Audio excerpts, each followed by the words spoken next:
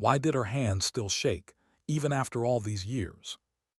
The quiet inside the diner felt too loud, the kind of quiet that made her pulse throb in her ears. Sarah Kane stood behind the counter, staring at the metal edge where her fingers rested. She thought she had forgotten this feeling, the tremor beneath the skin, the breath locked behind her ribs, waiting to be told it was safe to come out. But nothing had felt safe for a long time. Not really. She told everyone she was just a waitress, a woman starting over, a wife waiting for her husband to come back from deployments she didn't ask questions about. But there was something the regulars didn't know, something she never meant to tell anyone. Because the past doesn't disappear when you run. It follows patiently. The neon sign outside buzzed, flickering blue over the window, stuttering like a pulse. Highway 27 was quiet at this hour, just trucks, broken men, broken dreams. The diner felt like a halfway point for every wandering soul who didn't belong anywhere. She wiped her palms on her apron, again. "Get a grip," she whispered to herself. But her hands still trembled. The bell above the door chimed, its cheerful ring somehow mocking. She glanced up instinctively, and every muscle in her body froze. General Marcus Hale. Tall, clean, silvering hair, eyes like ice with no forgiveness behind them. He walked like someone who expected the world to move aside, not because he deserved it, but because he demanded it. The town whispered his name with reverence. Medals, ribbons, war stories, all wrapped in a smile that people trusted too easily. But Sarah didn't trust smiles. And she didn't forget faces. Not his. Her heart gave a sharp, warning thud. He wasn't supposed to be here tonight. He rarely came twice in a month. And when he did, she prepared for it, emotionally, physically, mentally. But tonight she wasn't ready. Tonight her defenses were down. He stopped at the counter, leaning forward with practiced arrogance. "Evening," he said. His voice was smooth, low, the kind that could charm a crowd and corner a woman with equal ease. Her throat felt dry. "Evening, General, the usual." He nodded once. His eyes slid over her like he was inspecting a weapon rather than a person.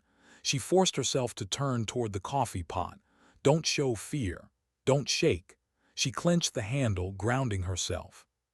She felt his gaze burning into her back. "Remember your training." 3 breaths, slow, controlled, in through the nose, out through pursed lips. She poured the coffee, steady, no quiver, good. When she set the cup down, he didn't look at it. He looked at her, as if she owed him something more than caffeine, as if she should thank him for coming back. The diner was nearly empty. 2 truckers in the far booth, one of them staring into his phone, the other counting cash. A young couple near the door paid their bill quietly, whispering to each other. No one looked at her long enough to see her heart pounding beneath her uniform. This wasn't the battlefield, but her instinct said otherwise. "Rough night?" she asked softly, hopping to diffuse whatever storm was brewing beneath his skin. His jaw tensed. "You could say that." He reached for the cup, but instead of grabbing it, his fingers wrapped around her wrist. Hard, cold, uninvited. Her breath hitched. The cup rattled on the counter, a tiny sound that felt enormous. "Don't walk away when I'm talking to you," he said. His voice was low, controlled, but the threat beneath it was unmistakable. Time slowed. Her training screamed. Break hold, step back, pivot, but her brain stalled. She was no longer in a diner. She was somewhere darker, where concrete walls pressed in and metal doors locked automatically, where voices echoed through cold hallways, where orders were whispered beneath fluorescent lights. She blinked hard. "Back to now." "Let go," she said. Her voice was barely more than a breath. He didn't. His grip tightened, rising bruises beneath his fingers. The world around her faded, a tunnel vision forming. She could hear her pulse like a drumbeat. Old memories surged, hands restraining her, voices telling her she didn't get to choose. "No. Not now. Not again." "General," she said more firmly, "you need to let go." He stood abruptly, yanking her wrist with him. Her knees buckled forward as he pulled her toward the hallway. The truckers froze. One half stood, then hesitated. Fear overruled morality. Sarah dug her heels into the tile. "Stop." He was stronger. He was angry. He was unraveling, and she couldn't let herself go with him. Her heart slammed in her chest. It had been years since she needed to defend herself. Years since she'd trained with real intent. She had buried that person deep. She promised herself she would never be her again. She wanted quiet, ordinary, a life without ghosts. But ghosts didn't care about promises. They came when called. And she felt them stirring. He dragged her toward the back, where the hallway narrowed and the world disappeared into dim light. The young couple near the door stared, frozen. The girl whispered something desperate. The boy picked up his phone, his shaking hands dialing. But no one moved quickly enough. Sarah's voice sharpened. "Let me go." He shoved her against the wall. The drywall trembled behind her. Pain shot up her spine, electricity driving her nerves to attention. He leaned close, breath heavy with bourbon. "Do you know who I am?" She stared at him. She did, and that was the problem. "I know exactly who you are," she whispered. His hand rose toward her throat.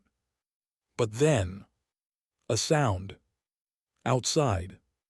A motorcycle engine cutting suddenly. She didn't know how she heard it through the haze, but she did. The familiarity of it split the fear inside her, replacing it with something sharper. Awareness. Hope. A single clean line of memory, sunlight on desert boots, dust on a wedding ring. He wasn't supposed to be home yet. She didn't dare believe it. The door to the diner opened. She didn't see it, she heard it. The bell chiming, that tiny sound already rewriting her fate. The general's grip didn't loosen. Maybe he didn't hear it. But she felt it. Footsteps quiet, certain. Then a voice, low, steady, impossible. "Let her go." Her eyes widened. She didn't turn, she didn't need to. She knew that voice better than her own heartbeat. David. Her husband. But not the version she woke up next to. Not the man who teased her into laughter. This was the other him. The one she met before love softened him. The one with a steel heart and steady hands. A shadow born of discipline and desert sands. The general turned, annoyed. "Who the hell are you?" David stepped closer, his stance relaxed but ready. His uniform half unzipped, exhaustion etched into his face, but his eyes were crystal focus. "Her husband," he said. 2 words. Simple. Enough.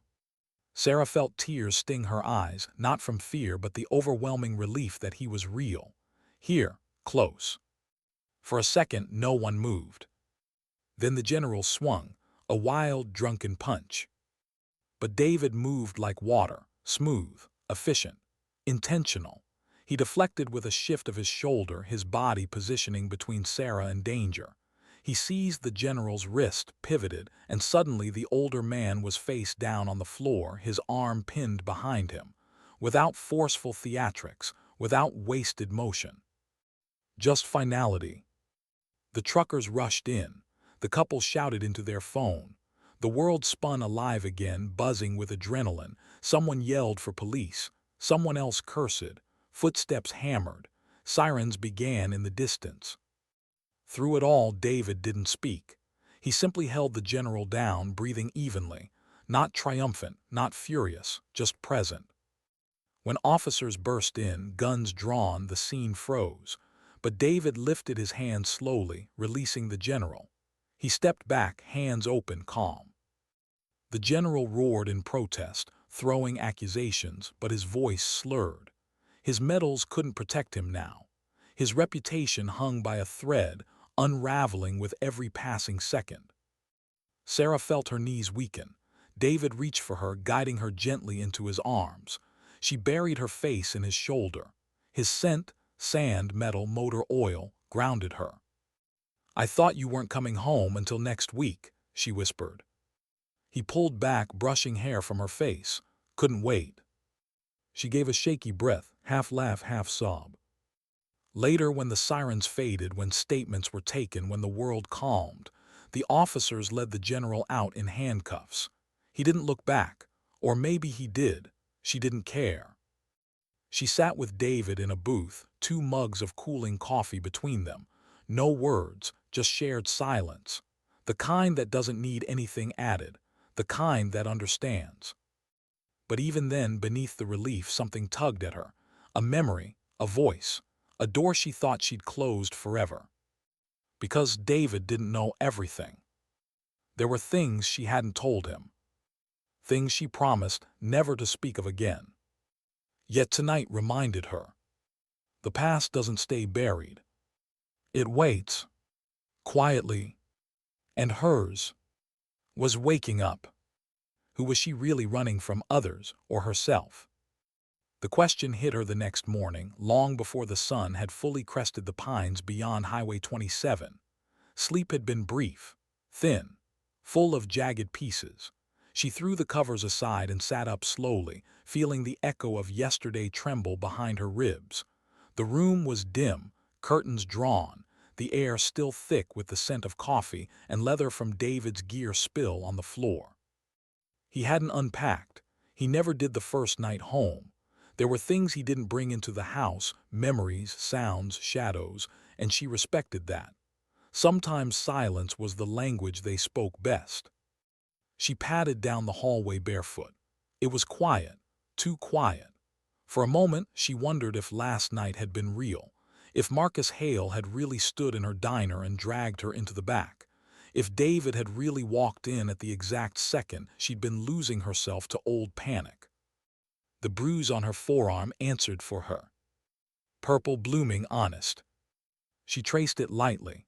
A pulse thrummed beneath her fingers, steady but haunted. It had been years since someone put hands on her in anger. Years since she'd felt that helpless flicker. And the worst part, it wasn't just about the general. She'd seen something in his eyes last night. Recognition. Like he'd known her from somewhere else. Somewhere before she was Sarah Kane, the waitress with a quiet smile.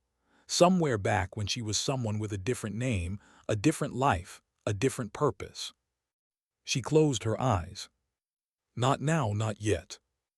David's voice drifted down the hallway, deep, low, speaking softly into his phone. She paused just before the doorway, leaning against the wall, listening to the rise and fall of his tone. Calm, controlled, familiar. "No, I'm not reporting anything yet," he said quietly. "Civilian jurisdiction. I didn't intervene as military. He assaulted my wife. He was drunk." Sarah pressed her arms around herself. He always did this: contain, simplify, protect. It was how he survived deployments, how he separated war from grocery lists and evening TV. She loved him for it, and feared it too. Because sometimes the truth didn't want to be simple. He ended the call and looked up, already sensing her presence. He always did. "Morning," he said, soft, tired. "Morning." She walked toward him, rubbing her eyes. He opened his arms without being asked, and she stepped into them, resting her cheek against his chest. His hand rose to stroke her hair.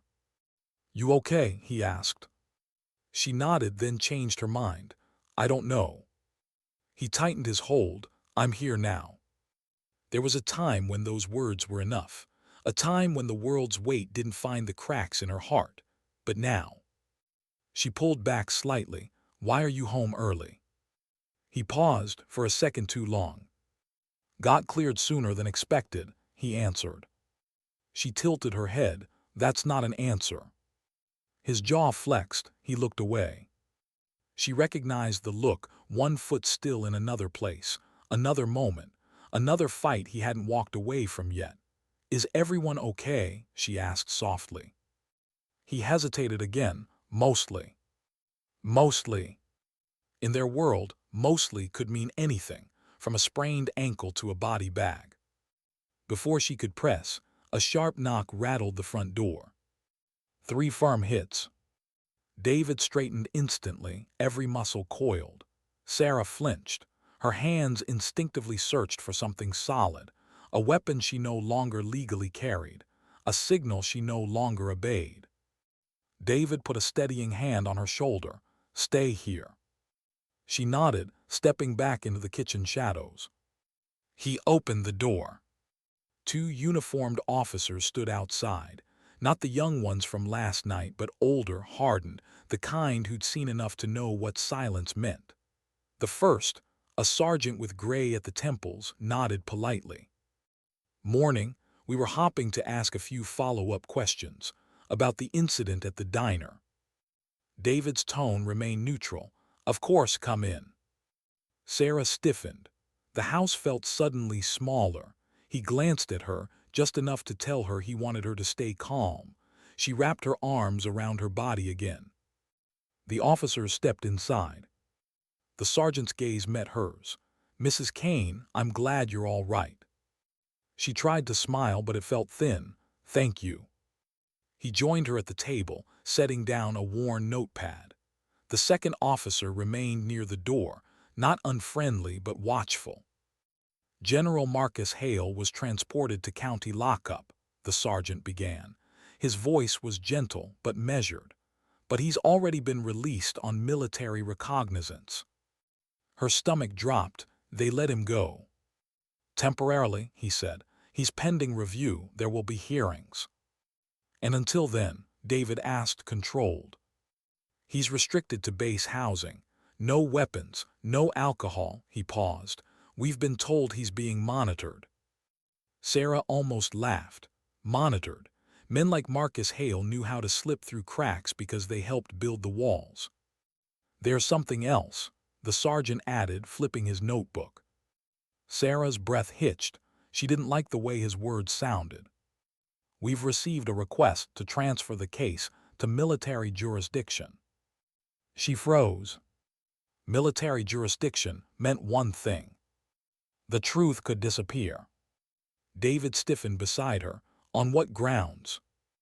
The sergeant hesitated. "It appears the general claimed prior familiarity with your wife, professional familiarity." Sarah's pulse ran cold. David turned to her, eyes sharp. "What does he mean?" She opened her mouth, fumbling, then closed it. Her throat tightened. Old memories clawed their way up, trying to breach the surface. "I don't know," she whispered. But that wasn't entirely true. The general's eyes last night, sharp, searching, had lit a warning she didn't want to name. The sergeant nodded slowly. He recognized the fight happening inside her. "You don't need to answer that now," he said gently. "Just know things may get complicated." He stood. "If you need anything, protection, relocation will help." Relocation. She felt David's gaze on her, searching her face. After the officers left, silence swallowed the room, heavy, choking. David finally spoke. "Professional familiarity." Sarah swallowed hard. "I'm not sure." "Not sure," he repeated, "or not ready to tell me." She looked away. He stepped closer. "Sarah, I need you to level with me." She shook her head. "It's nothing, just something I thought I forgot." He waited. She didn't continue. Finally he exhaled, slow, frustrated. "I can't protect us from what I don't know." She thought of the secrets she'd buried, the things she promised never to say, the life she had locked away before she ever met him. "I'm not asking you to protect me," she whispered. "That's not optional," he said. She closed her eyes. "David, there are things about my past I'm not proud of." He softened slightly. "Whatever it is, we can handle it."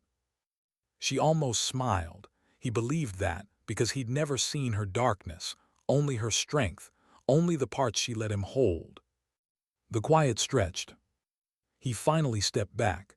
"I'm going to go talk to the sheriff." She nodded, grateful for the pause.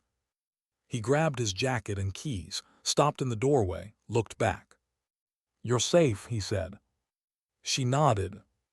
But when the door closed, the silence returned, and the promise felt thin. She walked to the sink, gripped the counter trying to steady her breath. She could feel it, the past uncoiling, like a serpent waking. Her fingers brushed the underside of the cabinet edge, the one place David never checked. She hesitated, then reached. A small metal case snapped free from magnetic lock. She carried it to the table, sitting slowly. Her hands shook, not with fear but familiarity. She opened the box. Inside, wrapped in cloth, a folded uniform patch, a titanium dog tag without a name, a photograph burned at the edges, and a single bullet casing. She stared at the bullet. 5.56 NATO. Standard yet not. Its base etched with a marking not issued to infantry, not to SEALs, not to anyone who existed on paper. It belonged to ghosts, units that didn't sign their names, missions that history never admitted. She closed her eyes. She remembered the humidity of foreign nights, the taste of dust in her mouth, the slow count of her own breathing, the cold squeeze of a trigger pressed against destiny. She had vowed never to touch that world again. Yet here it was, pulsing with memory. She lifted the photo. 3 people stood in it, faces blurred from smoke or fire. One of them was her, younger, sharper, eyes hardened by something more than pain, purpose. Beside her stood a man she hadn't thought of in years. He wasn't smiling. He never did. His name surfaced like a ghost. Rains. The third figure in the photo. She couldn't see clearly, but she remembered the posture, the squared shoulders, the arrogance in the stance. It wasn't possible. She blinked, but the memory sharpened. Marcus Hale. No longer a stranger. No longer a coincidence. She exhaled shakily, feeling the world tilt beneath her. How much did he remember? How long had he known where she was? She folded the items carefully, sealing the box. Her hands trembled as she returned it to the hidden mount beneath the cabinet. She pressed it into place, hearing the magnetic lock snap. The box vanished back into shadow. A car engine rumbled outside too soon. David shouldn't be back yet. She stiffened, stepping toward the window. A black SUV rolled slowly past the house, windows tinted, packing, watching. It didn't stop, just crawled, then disappeared past the bend. But her heart was already sprinting. She backed away from the window, breathing hard. Someone knew. Someone was watching. Her phone buzzed where it lay on the counter. She picked it up, expecting David's name. Unknown number. She hesitated. A message preview flashed. You should have stayed buried. Her knees almost gave. She forced herself to breathe. One breath, then another. She tapped into the message. 3 more words followed. He remembers everything. For a moment the world disappeared. The room, the air, the walls, they all shrank, leaving only memory of a desert compound, of screams swallowed by wind, of orders whispered like poison, of a mission that never officially existed. Her pulse hammered. And then, her phone rang. Same number. She stared, frozen. It rang, and rang, and rang, until finally, it stopped. Silence returned, but safety did not. She pressed a hand against her chest, steadying her breath. For a moment she considered calling David, but he wasn't her problem solver anymore, not for this. This was older, darker, born long before him. The past didn't just knock. It came for collection. There was a time she swore she would never go back. But looking at her bruised wrist, at the quiet street where shadows watched from tinted glass, she realized something. She might not have a choice. Not anymore. Because General Marcus Hale wasn't just a monster with rank and arrogance. He was a loose thread from a mission that could unravel everything. And he finally found her. What if the man she feared most wasn't the general at all? The question echoed in her head as the afternoon crawled forward, sunlight sliding across the kitchen tile like time refusing to pause. Sarah sat motionless, elbows on her table, fingers pressed against her lips. The message still burned on her phone. 3 words, enough to crack the life she'd built. He remembers everything. Who sent it? How did they have her number? Why now? Her heart wouldn't stop racing. Not with panic, panic was too clean. This was something darker, the slow, measured dread of someone who'd been hunted before. Outside, a truck passed, backfiring. She flinched. Ridiculous. She'd spent years in deserts where explosions were routine. Now a truck startled her. She rubbed her forehead, embarrassed by her own nerves, but nerves kept people alive. The door opened. She jumped to her feet, instinctively taking 2 silent steps toward the hallway before her brain caught up. It was David. He shut the door, gaze immediately scanning the room. She tried to steady her breathing. He noticed anyway. "You're pale," he said. "Talk to me." She swallowed, forcing a shaky smile. "Just tired." He studied her, unimpressed by the lie. "Sheriff's tied up with paperwork," he said. "They're talking jurisdictional fight. It's going to get political." Of course it would. Marcus Hale had influence. He'd spent decades cultivating it. David set his keys down carefully, too carefully. His tension leaked through the smallest motions. He moved around her in a slow circle, every sense alert. He was home, but he wasn't safe. She could see it in the way his shoulders hovered just below defensive posture. She hated that she brought this into his life. He slid his hand beneath her chin, lifting her gaze to his. His eyes softened. "Bruise looks worse." She glanced at her wrist, ugly purple. It almost felt foreign, proof of a life she had buried. "I'm fine," she said. "You're not," he replied, "and that's okay." He kissed her forehead. She closed her eyes. For a moment she let herself lean into him, feel his warmth, his presence, the steady breathing of someone who fought demons but never let them swallow him. She had learned from him once how to build a home, how to be ordinary. But now the past was trying to tear that down. "What happened today?" he asked. She hesitated. He picked up on it instantly. Something happened. Her voice came out quieter than she intended. "I got a message." His expression sharpened. "From who?" "I don't know." She handed him the phone. He read slowly, then again. His jaw set. The protective calm in his eyes didn't change, but she caught the flicker beneath it, calculating risk. "When did this come?" he asked. "Just after you left." He nodded once, processing. "Did anything else happen? Anyone come by?" She thought of the SUV. A black Suburban drove past, slow, didn't stop. His expression darkened. "Could have been anyone." "Could have," she echoed. He met her gaze again. What does "he remembers everything" mean? There it was. The question she feared most. She tried to answer, the words stuck. David set the phone down. "Sarah, I don't care what your life was before us, but right now I need information. If someone's coming for you, us, I need to know who they are and what they want." Her chest tightened. She looked at the floor. "I can't." "You can't," he repeated, voice calm but firm. "Or you will." She looked up. Pain threaded her voice. "If I tell you, you'll see me differently." He stepped closer, cupping her face. "I married all of you, not just the parts you thought were safe to show me." Her throat trembled.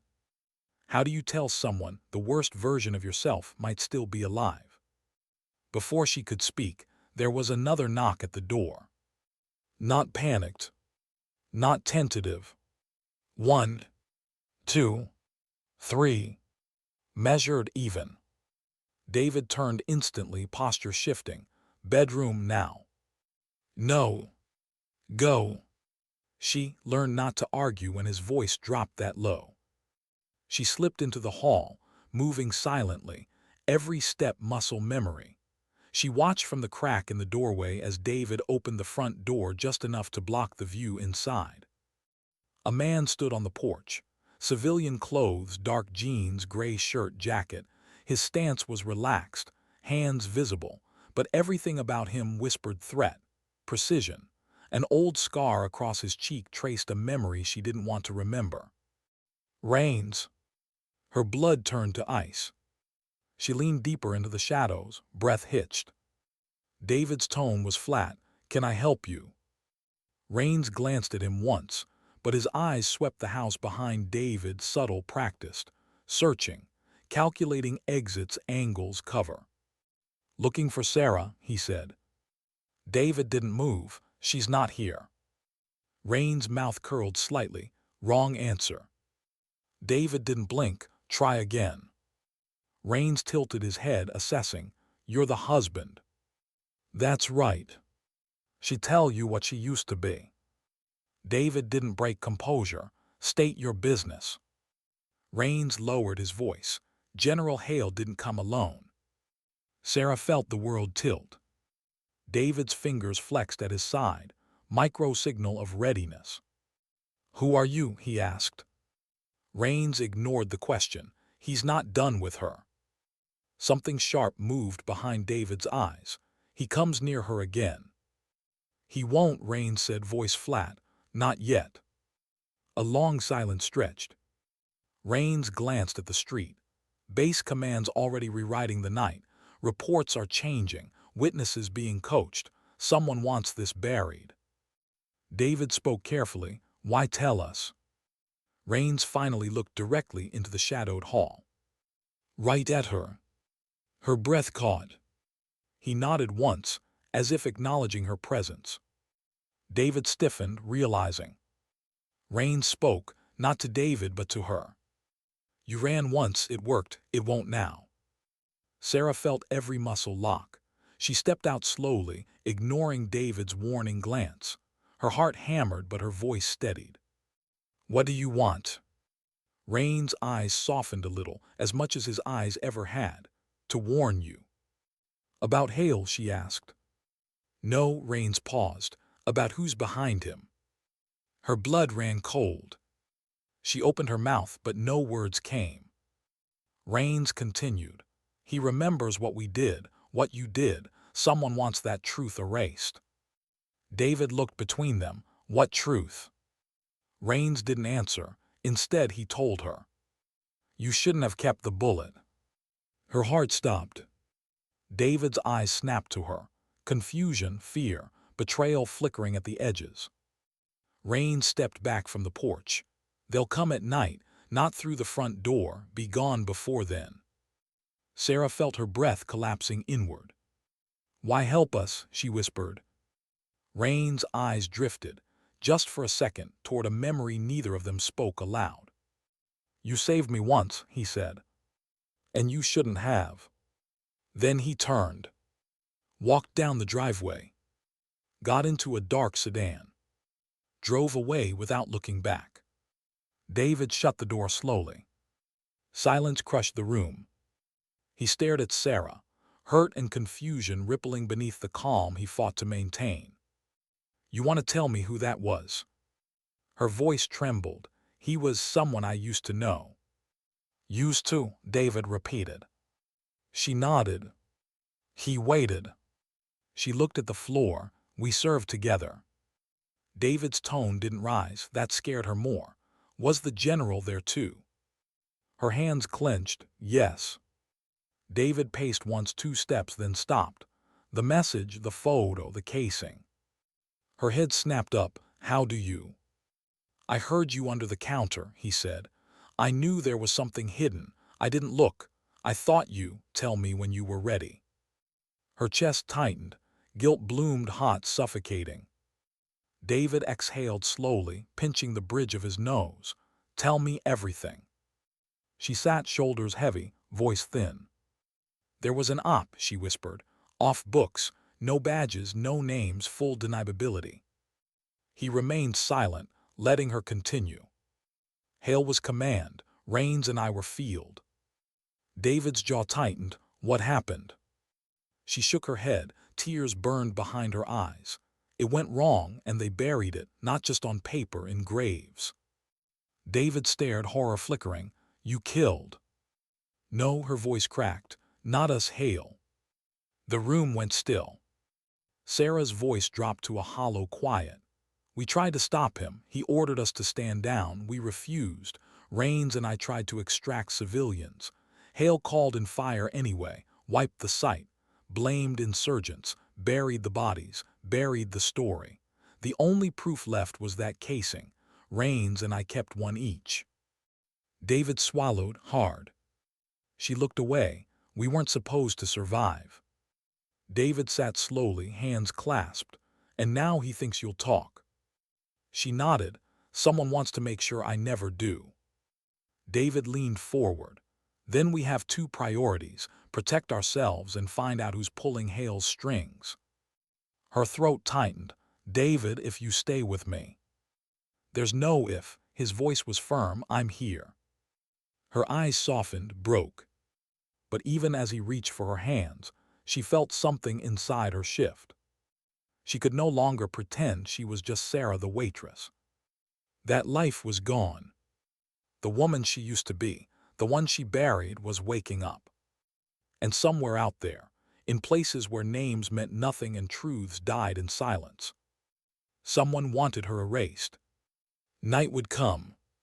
And with it, so would they. Why did night feel darker when you were waiting for something to happen? Evening crept in too fast, shadows stretching long across the walls, swallowing the warm corners of the house where laughter once lived. Sarah stood by the window, watching the neighborhood transform. Day gave people permission to pretend everything was normal. Night stripped the lies away. Her fingers rested lightly against the curtain, barely pulling it aside. The street looked the same, quiet, suburban, predictable. Kids, bikes on lawns, porch lights flicking on, sprinklers tick-ticking across grass. Ordinary. But nothing felt ordinary anymore. David moved silently behind her. The weight of his presence steadied her, his breathing slow, controlled, a man balancing fear with training. He double-checked every lock twice, then 3 times. Patio, garage, windows. He moved like he was clearing a small compound, not their home. He'd changed clothes, dark, flexible, practical. A Seychelles blade tucked discreetly beneath his shirt. Nothing theatrical, nothing flashy, just a man preparing for worst case. She knew the motions. She'd done them herself once upon a time. He stopped behind her. You see anything? No, she whispered. But that didn't mean nothing was there. The memory of the black SUV still clung to her mind like smoke you couldn't wash out. Had it been scouting or threatening? David came closer, his hand resting lightly on her back, not claiming, just anchoring. She leaned back into him for a second, letting herself steal warmth. Then she straightened. How long do you think we have? She asked. David's silence was an answer in itself. Finally he said, hours, maybe less. A cold knot formed in her stomach. He stepped into the kitchen, grabbed a bottle of water and set it in front of her. Drink. She stared at it. He raised an eyebrow. You're shaking. She hadn't noticed until he said it. Her fingers trembled slightly, not from weakness, but the electricity that hits when you know the next breath could matter more than the last. She took a sip. The water tasted metallic, her nerves twisting it into something sharp. What's the plan? She asked. David leaned against the counter, arms crossed. We leave. Her breath hitched. Run. Not run, he said. Move, stay ahead, control the terrain, stay unpredictable. She nodded slowly. He softened. I won't let anything happen to you. She gave a thin smile. You can't promise that. He stared at her. I just did. Her chest tightened. He returned to the table, pulling out a worn topographic map of the county. He flattened it with one hand, marking routes with a pencil. Roads, forest access, waterways. We head north, he said. There's a cabin 6 miles into the timber, belongs to an old teammate, off-grid, nearest neighbors miles away. She hesitated. Is he there? No, David shook his head. He's deployed. Does anyone know about it? Only me. That was a lie, but a necessary one. He slid a burner phone toward her. No GPS, calls routed offshore. If we split, use this. Split. The word hit her like a gut punch. Split, she whispered. David met her gaze. If something happens, you run. You don't look back, you don't wait. You put distance between yourself and whoever's chasing. I'll catch up. She shook her head. No, I'm not leaving you. This isn't optional, he said. If they want you. They'll want you too, she cut in. You stood up to Hale, they know your face. His voice stayed level. I'm not the one they need to bury. The truth in that struck deep. She dropped her gaze. We should call someone we trust.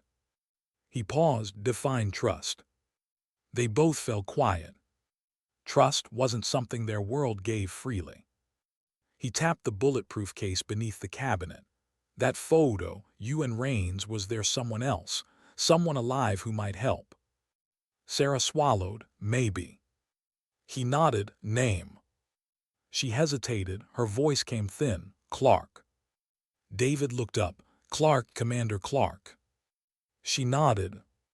You trained under her. Worked under her, she corrected, and with her for 2 years. He whistled low. She vanished 5 years ago, no trace. Sarah's eyes darkened. She never vanished, she just went dark. You in contact? No, not since. She stopped. He didn't push, not yet. He folded the map. If she's still breathing, she's the only one who might know what's coming.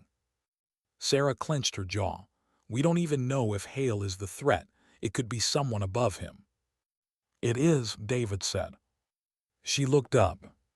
He leaned closer. Hale is a pawn. Everyone knows that. Men like him have power only when someone bigger needs dirty work done. He paused. That's who we're fighting. Sarah felt a chill crawl down her spine. You think Rains is helping us because he's guilty? David considered. Maybe guilty, maybe scared, maybe both.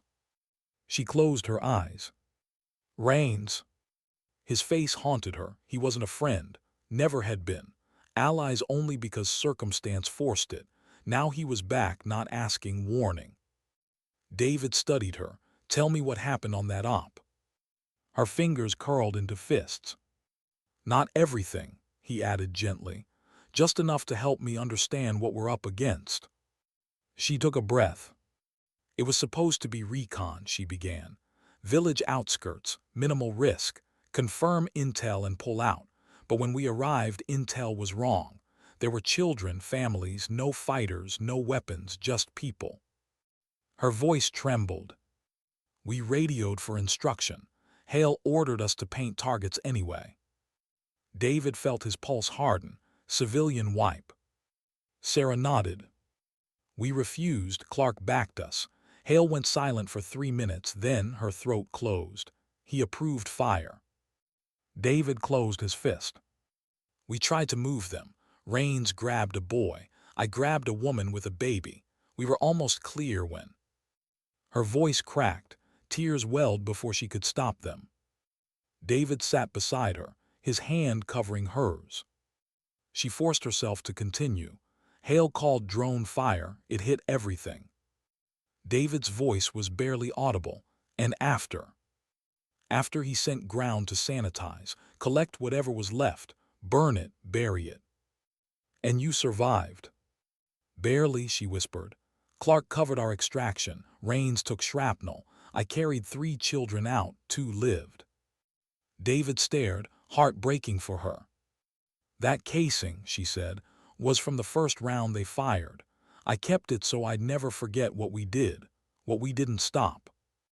You tried, he said. She shook her head violently. Trying wasn't enough. They're dead because I listened to the wrong man, because I took orders. David took her face in his hands. You disobeyed, he said. You saved who you could. Most people wouldn't have tried. She closed her eyes. A tear slipped down her cheek. He brushed it away. I'm not innocent, she whispered. No one who served is, he replied. Their foreheads touched. Silence, shared grief, shared truth. A vibration broke the moment, the burner phone. David snatched it up. Unknown number.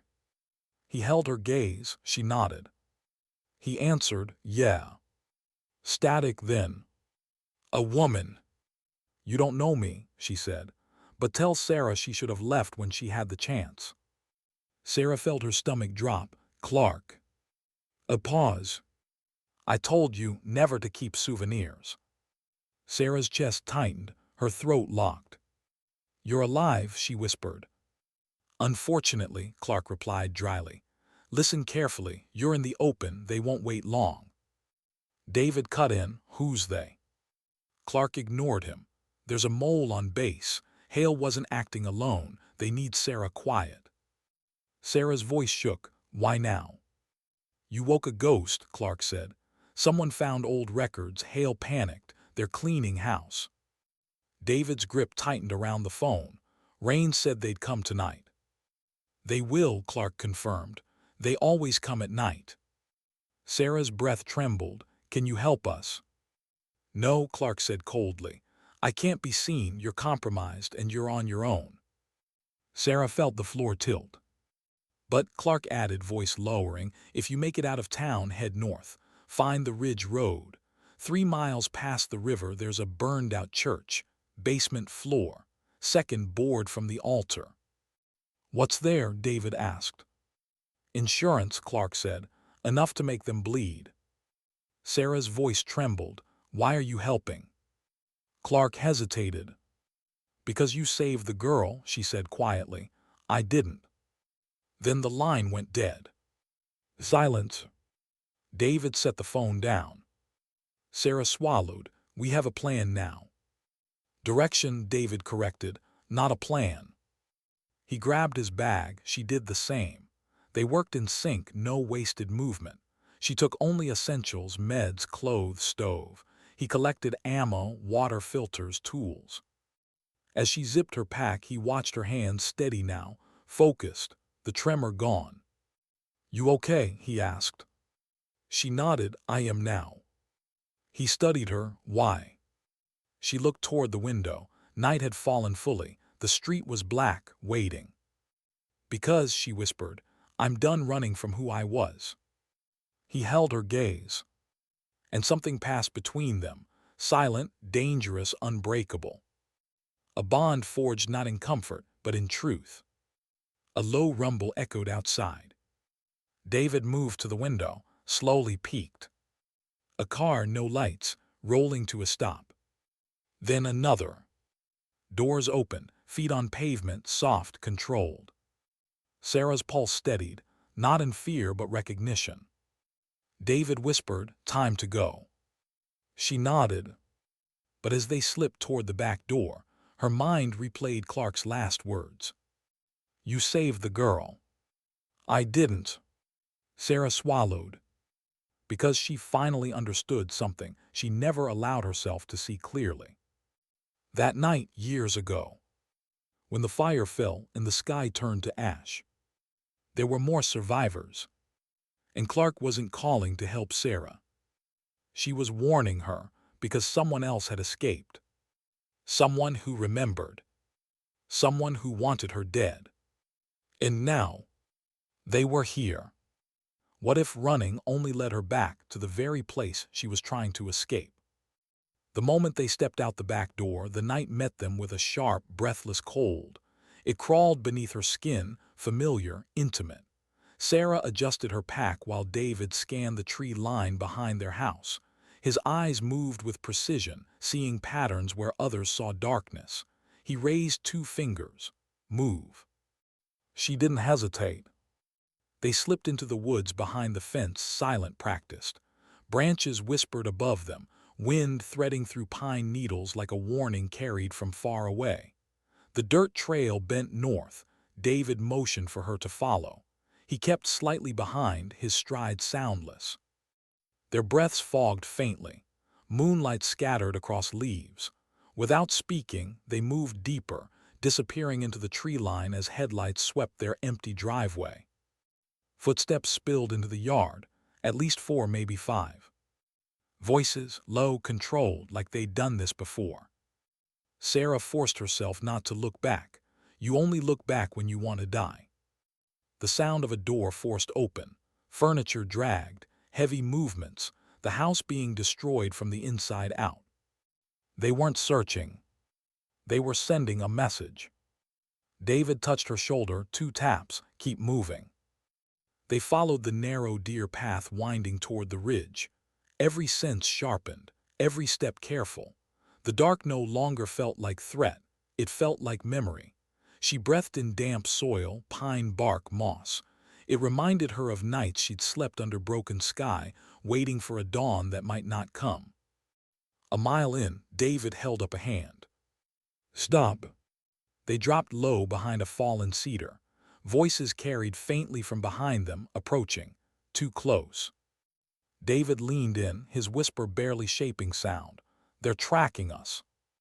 Sarah's stomach tightened. Dogs. No, his eyes narrowed. Thermals. She cursed under her breath.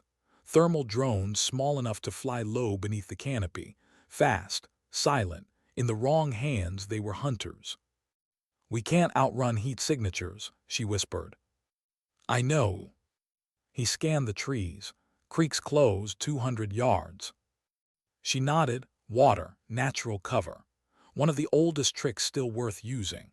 She followed as he moved quickly but silent, weaving between trees, sliding down into a steep embankment. The creek below murmured over rock, cold, waist-deep. David climbed down first, extended his hand. She took it. She hissed when the water cut through her pants, icy needles against skin, but the shock grounded her. They followed the creek north, letting the current take their heat signature away. Minutes passed. Then, a drone buzzed faintly overhead. Small electric. 2 more flanking. David grabbed her hand, pulling her under an overhang of stone as the drone hovered above. Its red LED blinked, searching. Sarah held her breath. The water slid over her boots, numbing her toes. Her pulse slowed, controlled. She stared at David. His eyes were still, focused. They waited. 1 second. 2. 3. The drone hovered, paused, moved on. They stayed a moment longer before climbing out. Sarah shivered as cold soaked deeper, but adrenaline warmed her enough to move. That was too close, she whispered. David nodded. Someone trained them well. She didn't respond. The thought hurt because she knew exactly who could train a team like that. People like her. They moved again, this time uphill. The air thinned, crisp. The moon slipped behind clouds. They climbed until the ground leveled into a clearing, an old logging road carved decades ago, now reclaimed by moss and soft grass. David checked his watch. We're making good time, 2 more hours to the cabin. Sarah forced herself to breathe evenly. If they don't cut us off, we'll hear them if they try. She didn't respond, because professionally trained men didn't need footsteps to catch you. They needed patience. What if they're waiting at the cabin? She asked. They won't know it exists. Rains might. David paused. Rains is playing his own game. He needs us alive for now. She closed her eyes. That truth brought no comfort. They kept moving. A twig snapped. Both froze instantly. Not theirs. David raised his pistol slowly, not pointing but angled, his head tilted, listening. Silence. Then, another snap. Closer. The woods held its breath. Sarah stepped forward quietly. She slid her hand until it found smooth bark, felt for vibration. Her senses expanded. She could smell soil, damp leaves, faint metal in the air. It's not them, she whispered. David frowned. Then who? A figure emerged from the shadow, hands raised slowly. Rains. Sarah tensed. David didn't lower his weapon. Rains stopped 10 feet away. He looked like he hadn't slept in days, eyes sharp despite exhaustion, clothes dirty from travel. "You still move too loud," he said to Sarah. Her chest tightened. "You're following us. Stopped you from walking into a trap." David stepped between them. "Talk." Rains exhaled. "They have 3 teams, one at your house, one sweeping north, one waiting at the river crossing." David's grip shifted. "How do you know?" Rains said nothing. "Because you were with them," David pressed. Rains stared. "Because I trained the ones chasing you." The words dropped like lead. Sarah's body stiffened. The world around her suddenly felt unsteady again. "You trained them," David repeated. Rains nodded. "Before I burned my bridges." Sarah swallowed hard. "Why help us?" Rains finally looked at her, really looked. His eyes carried something heavy. "Because I owe you. You pulled me out when everyone else left me for dead." Her throat tightened. She hadn't thought about that day in years. The blood, the fire, Rains dragging himself through smoke. She remembered grabbing him, throwing him over her shoulder despite Clark yelling to leave him. "You saved me," he said. "I'm not here to repay you, just to give you a chance to run." David's voice stayed cold. "We're not running blindly, we're going to Clark." Rains let out a humorless laugh. "Clark doesn't want you alive." Sarah's pulse jumped. "She called us." "She warned you to keep moving," Rains corrected. "She didn't say she'd help. She gave us a location." "A grave site," Rains cut in. "Insurance isn't a gift, it's a trap. If she wanted that information to save you, she would have given it years ago." Sarah felt heat rush to her face. "Then why talk to us at all?" "Because someone else knows about it now. And that means Clark's running out of time. If you go there, you'll die with her secrets." Silence spread between them. Sarah stepped forward. "If not Clark, then who?" Rains' jaw clenched. "There's one person who might help, but you won't like it." David narrowed his eyes. "Who?" Rains hesitated. Sarah felt dread curl in her stomach. "General Hale's son." Her breath caught. "Hale has a son." "Had," Rains said. "He died 5 years ago, then came back under another name, deep cover. He's the only one with access to files Hale can't touch.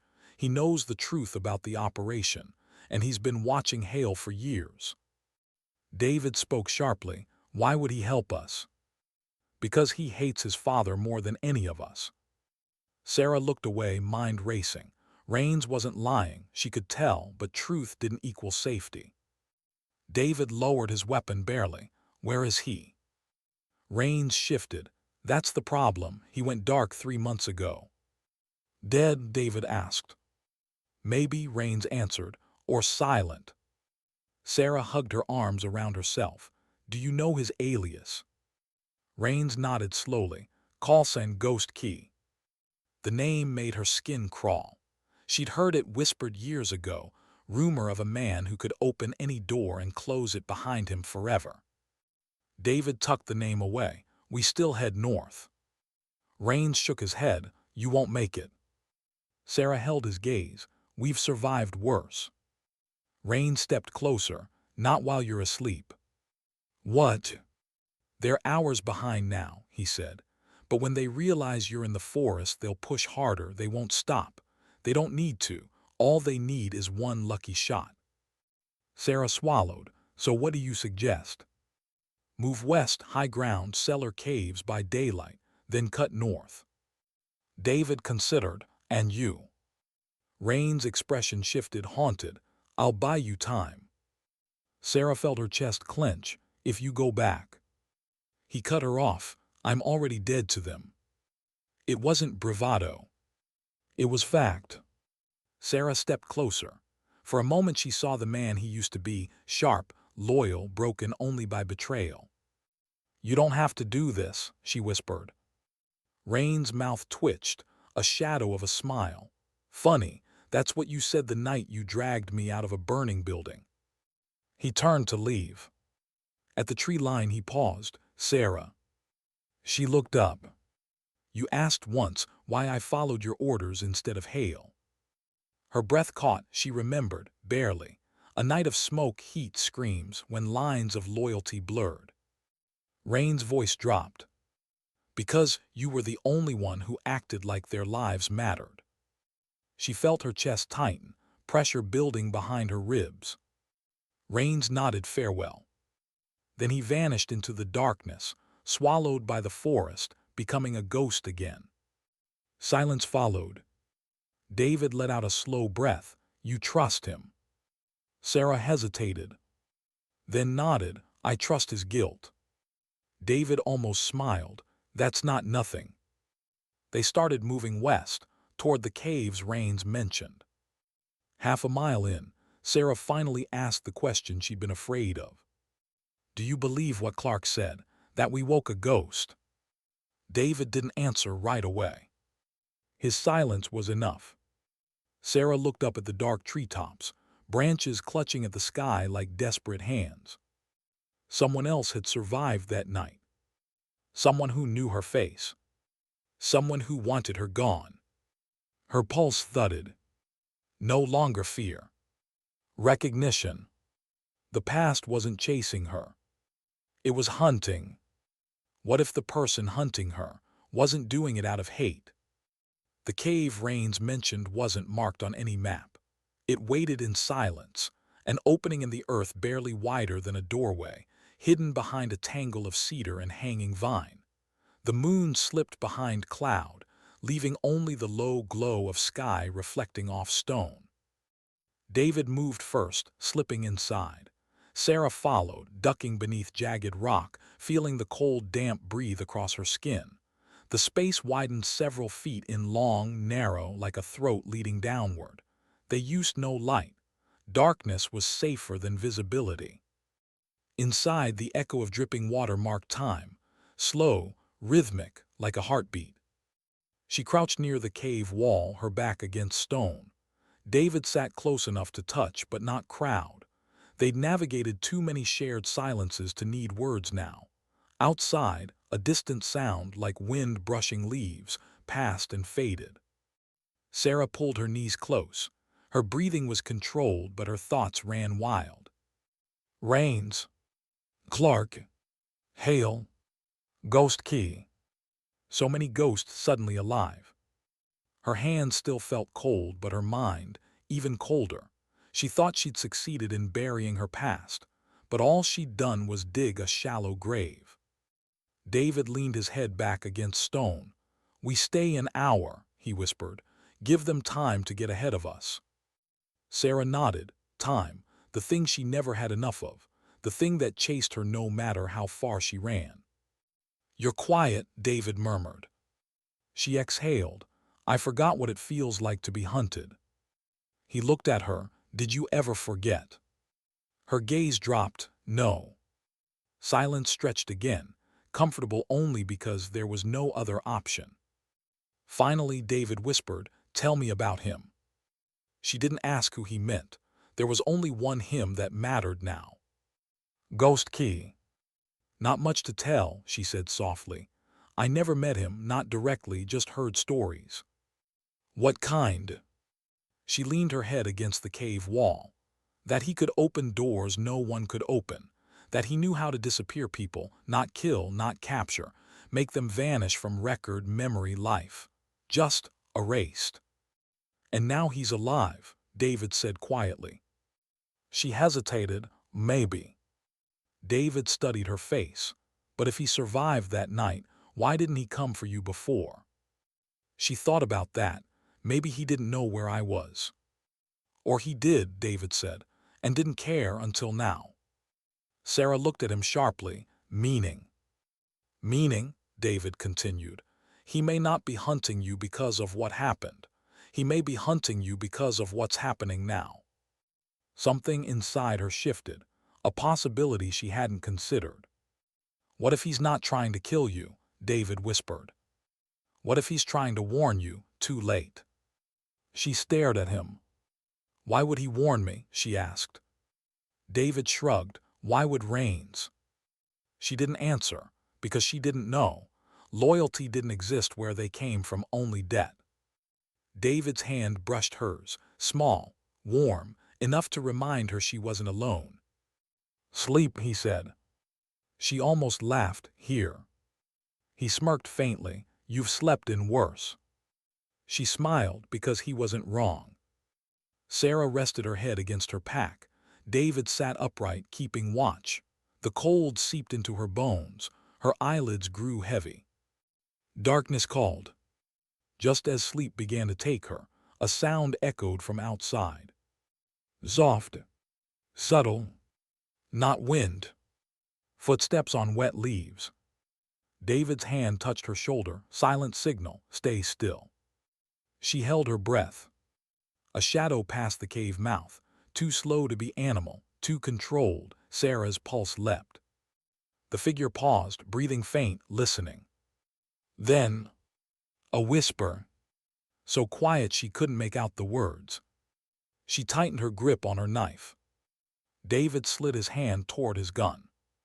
The figure crouched, then moved on. Silence returned. David waited, 1 minute, 2, 10, only then did he relax slightly. One scout, he whispered. They're feeling for us. Sarah closed her eyes. Rains had been right. They wouldn't stop. They would keep coming until she no longer existed. She whispered, we should keep moving. David shook his head. If we move now, they can track sound. If we stay, they'll think they passed us. Sarah hated how right he was. They remained still another hour, until deep night settled, the kind of dark you feel before you see. Finally David stood. We go. They crept from the cave, every step deliberate. The forest felt thicker now, heavier, pressed with unseen eyes. They moved west, climbing the ridge. The wind cut colder there, tasting of rain. After an hour the trees thinned. A clearing emerged, an old fire road long forgotten. A rusted sign leaned into shadow. Ravine 3 MI. David stopped. We cross the ravine, make a false trail on the far side, then double back north. She nodded, good. They walked the ridge silently until the forest below opened to a deep gorge. A narrow rope bridge stretched across, ancient, frayed. David tested a plank. It groaned. This is a bad idea, Sarah murmured. David smirked. That's how we know it'll work. She snorted softly, a strange comfort in their shared insanity. He crossed first slow, testing each step. Sarah followed, heart hammering as boards creaked beneath her weight. Halfway across, the wind rose, whipping the ropes, swaying the bridge. She gripped the rope, steadying. 20 steps. 10. 5. A voice cut through the dark. Well, look at this. Sarah froze. Someone stood at the far end of the bridge behind them, silhouette tall, posture relaxed, hands visible. Not armed. Not threatening. Yet impossibly dangerous. David turned slowly, gun raised. The silhouette stepped into moonlight. A man. Young. Calm. Eyes sharp enough to slice stone. His voice was low, even. If you shoot, he said, you'll both fall before I hit the ground. David didn't lower the weapon. Sarah stared. The man tilted his head slightly, studying her. You're hard to find. Every muscle in her body tensed. Who are you? She whispered. The man's gaze flickered, almost amused. I go by many names, he said, but you know me as something else. Sarah's blood ran cold. David spoke, voice edged. Ghost Key. The man smiled faintly. That'll do. Sarah swallowed hard. Why are you here? He glanced at her wrist, the bruise. His eyes darkened. Because someone you thought was dead wants you alive. He paused. And because someone very alive wants you gone. David stepped forward just enough to shield Sarah. Start talking. Ghost Key's eyes moved to him, calculating, respectful. There isn't much time, they're already closing on the ridge. Sarah felt a tremor beneath her feet, the faint vibration of boots on dirt far behind. How close, she whispered. Ghost Key glanced into the dark. Close enough that you should move, far enough that you can ask one question before you do. Sarah didn't hesitate. Why now, she asked. His answer was soft, almost regretful. Because after all these years, someone finally told the truth. Sarah felt her breath vanish. What truth? He met her eyes. That you weren't the one who pulled the trigger. Her heart stopped. Her legs weakened. The bridge swayed. She stared at him, mind spinning. What are you talking about? Ghost Key's voice stayed calm. You didn't kill those civilians. Sarah shook her head. I know that. No, he said, you think you know, but you never knew the whole story. He stepped closer, just one slow step. Hale ordered the strike, yes, but the authorization code wasn't his. Sarah stopped breathing. David's voice came taut. Then whose was it? Ghost Key looked straight at Sarah. Someone above Hale. Someone who used your team as bait. Someone who wanted that village erased long before you got there. Sarah felt the earth tilt. Why, she whispered. Ghost Key answered without hesitation. Because they weren't civilians. Sarah's blood ran ice. They were assets. She shook her head. Children, mothers. Cover, Ghost Key said. Those people were hiding something, something worth killing everyone for. The forest behind them cracked. Branches breaking. Footsteps. Many. Ghost Key's voice sharpened. You can stay and die or move and learn. David's hand closed around her arm. No more questions. They ran. But Sarah felt his words burning through her. You didn't kill them. They weren't civilians. Someone told the truth at last. For years she lived with guilt she thought she deserved. Now a darker truth stalked beside her. If those people weren't victims, what were they? And why did someone want that secret buried so badly? They were willing to kill again. Why did the truth sting worse than the lies she'd carried? They sprinted across the ravine path, feet hitting dirt in rapid rhythm. Branches whipped at Sarah's arms, pine needles stinging her cheeks. Ghost Key ran ahead, silent, fast, somehow always just out of reach but never out of sight. David covered the rear, glancing back every few seconds, tracking the shapes flickering in the trees behind them. Shadows chased. But not recklessly. Professionally. A disciplined hunt. The cold air burned Sarah's lungs, her muscles screamed, but fear did not move her, purpose did. Ghost Key's words rattled through her mind, each sentence a bullet. They weren't civilians. They were assets. You didn't kill them. She wanted him to be lying. Because the alternative meant everything she believed about her guilt was based on a truth she never actually understood. The forest sloped downward, turning muddier beneath their boots. Rain trickled through the canopy, spotting the ground before becoming a soft shower. The scent of wet earth wrapped around them, heavy, familiar. It reminded Sarah of another night, another forest, where the world burned and she carried 2 children through flames. Her chest tightened. Ghost Key stopped abruptly. Sarah nearly collided with him. David skidded to a halt behind them, scanning the trees with a raised pistol. Ghost Key pointed ahead. The faint silhouette of a small wooden structure emerged, roof sagging, walls gray. An old ranger station, abandoned decades ago. We hold here, Ghost Key said, his voice steady. David narrowed his eyes. You're leading us into a trap. If I wanted you dead, Ghost Key replied, you'd already be gone. David didn't lower his weapon. Sarah stepped forward. Why here? Ghost Key's gaze flicked to her. Because this is where you get answers. He pushed the door open. Hinges screamed softly, like protest giving way to memory. Inside, the station smelled of dust and rot. A metal table sat in the center, two broken chairs, old maps yellowed on the walls. A shattered window let cold wind pour through. Ghost Key walked to the table, brushing debris aside. Sarah and David remained by the doorway, ready to run, ready to fight. Ghost Key pulled a metal case from beneath his jacket, untouched, sealed. He placed it on the table, slid it toward them. "What's that?" David asked. "Proof," Ghost Key said. "The kind that gets people killed." Sarah's breath hitched. Ghost Key gestured, "Open it." David moved first, stepping between Sarah and the box. He flipped the latches, slowly raised the lid. Sarah leaned forward. Inside, stacks of files, old stamped, redacted. And on top, a photograph. Sarah froze. It was the village. But not the village she remembered. Not the village burning. This was before.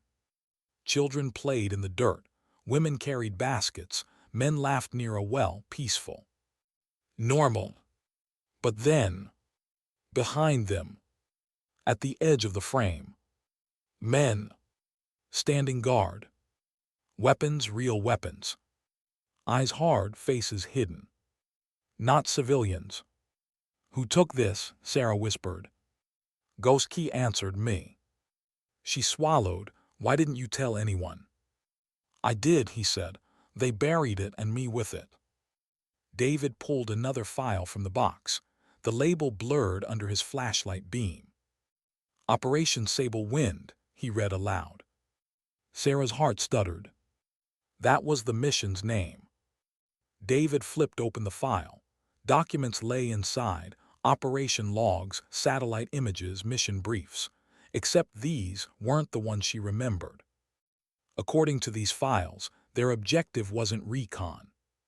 It was extraction. Asset retrieval. Sarah felt dizzy. Ghost Key spoke. "You were sent in to bring out someone, a child." Sarah shook her head. "There were many children." "One wasn't like the others," Ghost Key said. 3 years old, born off record, DNA protected, target marked as priority. Sarah's voice cracked. "Who?" Ghost Key held her gaze. "The one you carried out." Sarah staggered back, her hand clamped over her mouth. "The baby." The tiny infant wrapped in cloth, screaming as fire fell. She could still feel the weight of him, the heat, the way he clung to her shirt with trembling fingers. "They told us there were no survivors," she whispered. "That was the story they needed," Ghost Key said. "A clean slate." Sarah sank into the broken chair, air gone from her lungs. "Where is he?" she asked. Ghost Key's face shifted, something like pain flickering behind his eyes. "I don't know." David stepped closer. "Did he survive?" Ghost Key nodded once. "Someone got to him before Hale did." "Who?" Sarah whispered. Ghost Key hesitated. "Clark." Sarah felt her entire world tilt. "Clark saved the baby?" she asked. Ghost Key nodded. "She disappeared with him, went dark, been protecting him ever since." Sarah grabbed the edge of the table to steady herself. "Why would she never tell me?" "Because she believed you'd go after him," Ghost Key said. "And she didn't want that." Sarah stared. "Why not?" Ghost Key met her gaze. "Because he isn't just a survivor." He paused. "He's the reason the mission happened." Sarah blinked. "I don't understand." Ghost Key stepped closer, voice low. "In that village, the baby wasn't just another life to save." He paused. "He was the most dangerous piece on the board." Sarah went cold. How could a baby be dangerous? Ghost Key sighed. "Because his bloodline isn't normal. He's tied to someone powerful, someone who needed him erased before he grew up." Sarah shook her head. "That's insane." "Is it?" Ghost Key asked softly. "You think countries haven't started breeding assets, that villages don't exist for the sole purpose of protecting one child?" David frowned. So Hale wasn't eliminating civilians. Ghost Key nodded. He was eliminating a threat. Sarah's stomach twisted. Then why frame us?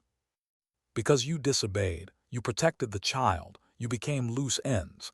Hale needed to erase your team. Clark vanished. Rains disappeared, and you became a waitress. Sarah flinched, not at the truth but at how easily he said it. Ghost Key leaned in. But now that child is alive, and someone finally discovered it. That's why everything's happening now. Sarah's voice trembled. Why would they want him now? Because, Ghost Key whispered, he's old enough to remember. Sarah's pulse hammered. Remember what? Ghost Key held her gaze. Where he was meant to go. A sudden sound shattered the air. Glass exploding. Wind roaring. David lunged, knocking Sarah to the ground, just as bullets tore through the window. The table flipped from the impact. Papers burst into the air like frantic birds. Shouts erupted outside. Footsteps closed in fast. David rolled, pulling Sarah behind the overturned table. Ghost Key ducked low, drawing a suppressed pistol from his jacket. David hissed, positions. Ghost Key pointed, 3 left, 2 rear. David braced his gun, move when I say. Sarah reached for her knife, cold metal grounding her. She peeked past the table's edge. Shadows danced outside, black figures converging. David whispered sharply. Now. He fired 2 quick shots. Left window. A grunt. A body dropped. Ghost Key slid toward the back door, moving like smoke. 3 shots. Precise. Silent. 2 silhouettes fell. Sarah crawled toward a fallen chair for cover, as bullets ripped through wood and glass. David grabbed her arm. Stay low. She nodded, breath sharp. Ghost Key shouted, 2 flanking north side. David moved. Vast. Firing as he advanced. Sarah stayed close, every sense alive. She pushed down fear, letting instinct rise. Old training rewired her muscles. Ghost Key steadied by the window, firing twice. Another scream. Silence. David motioned, clear the perimeter. Sarah exhaled, I'll sweep left. David shook his head, I go, you stay with him. She wanted to argue, but she understood the real reason. He didn't know Ghost Key enough to leave Sarah alone with him. Ghost Key raised a brow, smart man. David slipped outside. Sarah and Ghost Key crouched behind the table. Rain pattered against broken glass. The room smelled of dust, metal, and blood. Ghost Key spoke quietly, you did well. She didn't answer. Her hands shook not from fear, from memory. You're not just running from the truth, he said softly. You're afraid you'll need it. She stared at him, why do you care? Ghost Key didn't look at her. He scanned the tree line. Because I lost my mother the same way, he whispered. A lie, a mission, a village burned. Sarah froze. He looked at her. I spent my whole life wondering why no one saved her. His voice cracked barely, but she heard it. You saved that baby, he said. I just came to tell you it mattered. Sarah felt something inside her break, quietly. A sob she'd held for years found air. Before she could speak, David re-entered, rain dripping from his jacket. 5 confirmed down, he said. No comms on them, minimal gear, professionals. Ghost Key nodded, more will come. David moved to Sarah, brushing a strand of hair from her face. Are you okay? She nodded barely. Ghost Key grabbed the metal case. We move. David tensed. Where? Ghost Key looked at Sarah. To find Clark. Sarah swallowed. You said she wouldn't help. Ghost Key's lips lifted faintly. She won't, but we need what she took. The child, David asked. No, Ghost Key said. The truth he carried. Sarah steadied her breath. What truth, she asked. Ghost Key met her gaze. The name of the man who ordered the strike. Sarah's pulse went still. Ghost Key stepped closer. And it wasn't Hale. Silence. Who? She whispered. Ghost Key's voice lowered, barely above breath. Your father. Why did the coldest truths always come from the people who spoke them softly? The word father didn't echo, it detonated. Sarah felt the room tilt, air sucked from her lungs as though someone had reached inside her chest and squeezed. For a heartbeat, she forgot where she was, forgot the gunfire, the rain, the broken glass. All she heard was that one impossible sentence. Your father. Her jaw clenched. My father is dead. Ghost Key didn't blink. Your stepfather is dead, the man who raised you, the man you loved. A pause. But he wasn't your father. Sarah's pulse thrashed in her throat. Memories flashed, birthday candles, cold medals on a mantle, a folded flag, a funeral everyone said was honorable, a grave she visited on quiet days when guilt outweighed silence. David reached for her shoulder, grounding her. Sarah. She shook him off. Explain, she demanded, voice breaking. Ghost Key didn't hesitate. The strike code that authorized the fire came from someone above Hale, someone with enough clearance to access black-level missions, someone who chose that village because of what was there. My father, she whispered. Ghost Key shook his head. Not the man who adopted you, your biological father. Sarah stared. I don't know who that is. I do, Ghost Key said. Silence suffocated the room. Her blood surged, hot and violent. Why would he order a strike that killed a village? Ghost Key's eyes met hers, to erase the bloodline he created. Her legs nearly buckled. David caught her, guiding her onto a broken crate. She didn't resist. Her body felt distant, heavy. Ghost Key placed the metal case back on the table. Look through the files. His signature is there, buried under layers but visible if you know where to look. David dug through papers with frantic purpose. A redacted order form slid free. Sarah stared at it, black ink smearing every line except authorization, Delta Access, Code 76G Raven. Raven. Sarah's skin went cold. The same codename on the back of her unknown dog tag.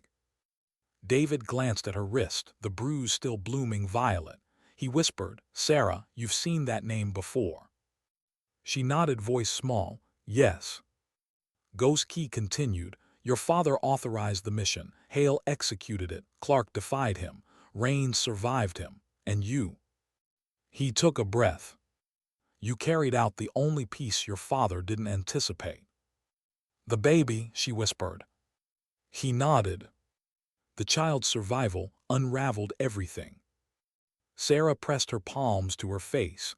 Her breath came uneven, wild. She'd spent years punishing herself for the mission gone wrong, for the deaths, for the children. But now, the guilt belonged to someone else. It didn't feel lighter. It felt crushing. David slid down in front of her, hands cupping her cheeks. Look at me. Her eyes rose to his.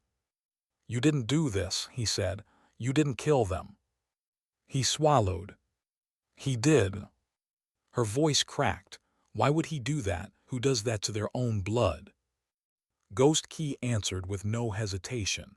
People like him don't see blood, they see assets. He didn't want the child alive, because the child's mother, your mother, betrayed him. Sarah froze. My mother. Ghost Key nodded, and she died for it. Sarah's mind reeled. The world blurred around the edges. How do you know any of this?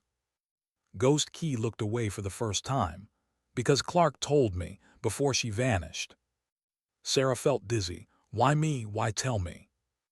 Ghost Key's jaw clenched. Because you deserve to know what you were really running from. Sarah didn't respond, couldn't. She could feel something vibrating under her ribs, a truth clawing upward, begging to be spoken. David turned to Ghost Key. Where is he now, her father? Ghost Key hesitated.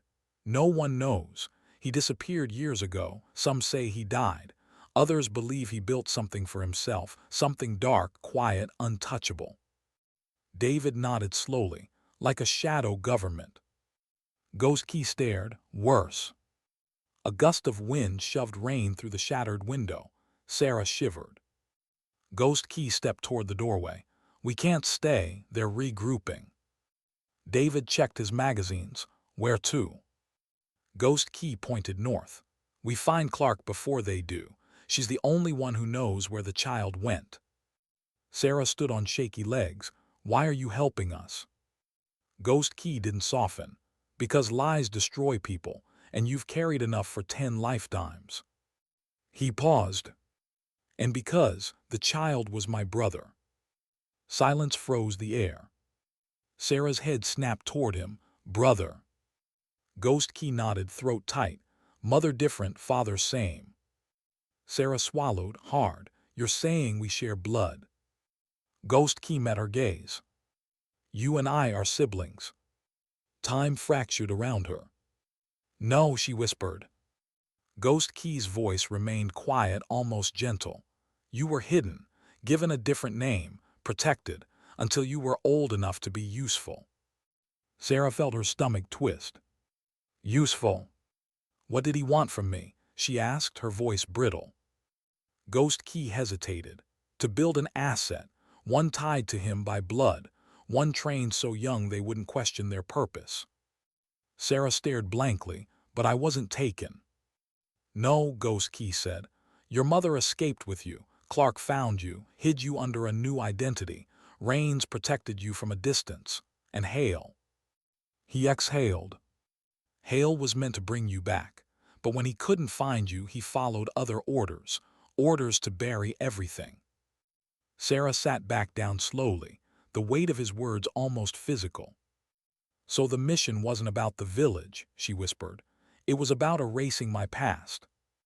And securing your future, Ghost Key said, on their terms. David spoke softly, but Clark intervened. Ghost Key nodded. She risked everything. She saved you. Then she took the baby and vanished before Hale could finish what he started. The pieces slid together, misshapen, ugly, undeniable. Her past wasn't coincidence. It was architecture. David exhaled. So what now? Ghost Key's voice sharpened. Now we find Clark, and we find the child because someone else is looking, and if they find him first. The station's floor vibrated. Sarah's heart stopped.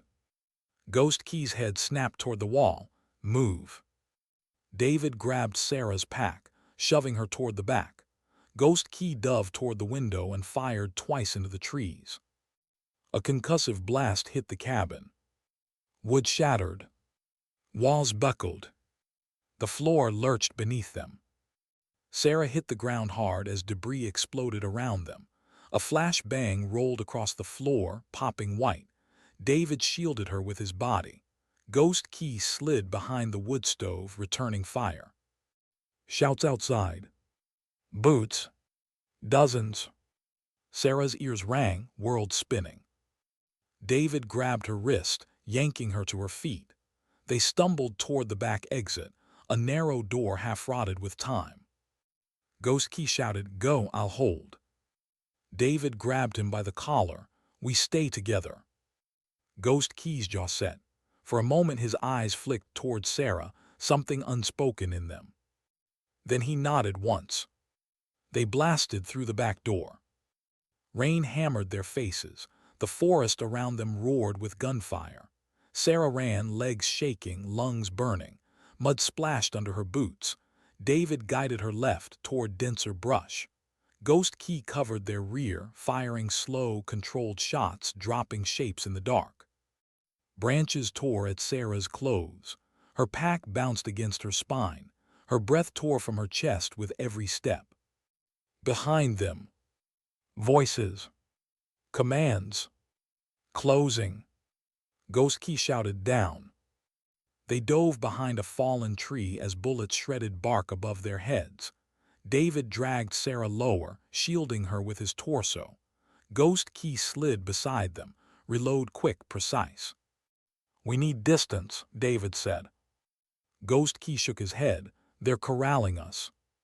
To where? Sarah gasped. Ghost Key's jaw tightened. To whoever wants you alive. Sarah felt the chill return, deep, bone-level cold. David touched her cheek. Stay with me. She nodded, even though her mind spun. A whistle cut through the trees. Not wind. Signal. Ghost Key cursed under breath. They're flanking. The forest erupted. Muzzle flashes. Shouts. Footsteps all around. David grabbed Sarah's hand. When I move, run. Ghost Key spoke sharply. Not east. They're waiting. Then where? David demanded. Ghost Key looked up through the trees. Toward the cliff. Sarah followed his gaze. Dark air. A sharp drop. 100 feet of nothing. No, she breathed. Ghost Key locked eyes with her. It's water below. David peered over the edge. Black current churned, rough and unforgiving. He turned to Sarah. We jumped together. Her breath shook. We don't know what's under. A bullet hit the tree inches from her face, splintering wood. David grabbed her shoulders. Look at me. She did. We jump. Another round tore through the leaves beside her head.